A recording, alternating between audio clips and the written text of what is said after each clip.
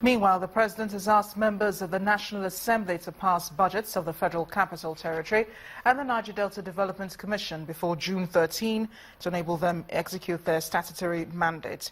President Buhari made the appeal when he hosted federal lawmakers at a Democracy Day dinner at the presidential villa.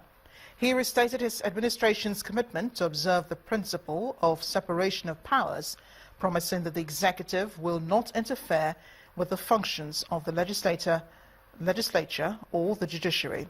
In his speech, the Senate President, Bukola Saraki, congratulated Nigerians for 17 years of uninterrupted democracy, describing it as no mean feat. I am conscious that on June 9, 2016, the National Assembly will complete one legislative year.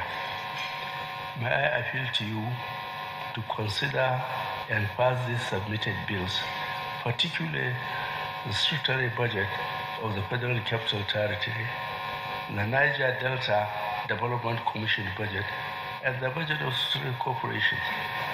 These bodies cannot execute the statutory mandate nor incur expenditure for unless their budgets are approved by the National Assembly.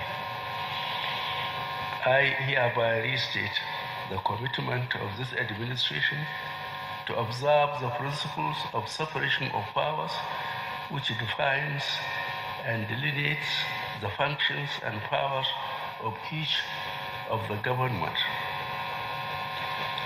Thus far, we in the executive have restricted ourselves to our constitutional roles. Therefore, I as President and we as executive arm of government will not interfere in the functioning and process of the legislature nor the judiciary. It is not easy for a country to go through 17 years of uninterrupted democracy and also to be able, through the electoral process, decide in changing one government to another. I think we all agree with me that our democracy is no longer at puberty, but our democracy has matured. And in congratulating Nigerians and yourself, I think it has come at the right time.